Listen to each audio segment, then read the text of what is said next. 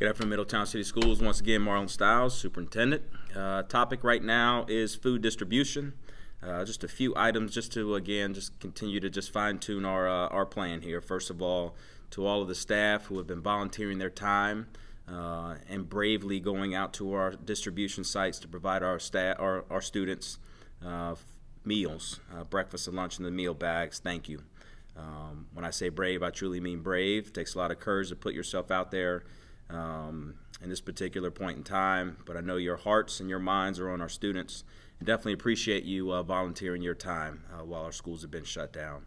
I know we've had a recent change to the plan, and that change has been that we have shrunk down the number of volunteers at each of our distribution sites. Per the governor's order, we can only have 2 people at each site. So if you notice on our volunteer sheet, we have canceled out 3 other volunteer slots and limited each location to just 2 volunteers. So just want to update us on kind of the current state. For those of us who are interested in volunteering, please put your name on the slot, Please put your name on the spreadsheet at the date, the location that you are interested in volunteering. My priority is to give our staff first shot at volunteering. Any holes that remain on the chart, on the spreadsheet, we will offer those holes to our community volunteers. We've been in conversation with those who are helping us organize the community volunteers and share the same thing with them.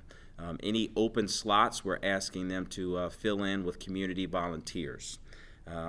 So an ask, not just internally with our staff, but to our community volunteers also, is that if you are not signed up to volunteer at a location on a specific date, please, please, please, for the safety of everyone, please do not join in if your name is not on the particular slot for the volunteerism on that particular day and location.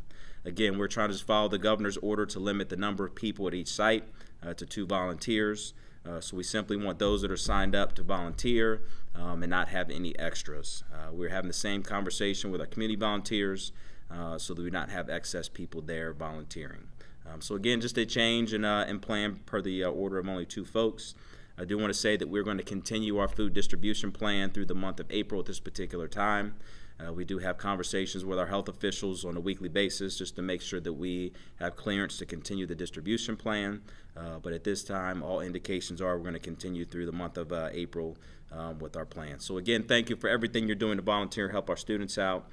4,500 meal day average is pretty impressive, and that's because of your volunteerism, your bravery and courage for helping stand on the front lines to help our students out. So thanks once again, and hopefully we'll see you at one of the sites here soon. Take care.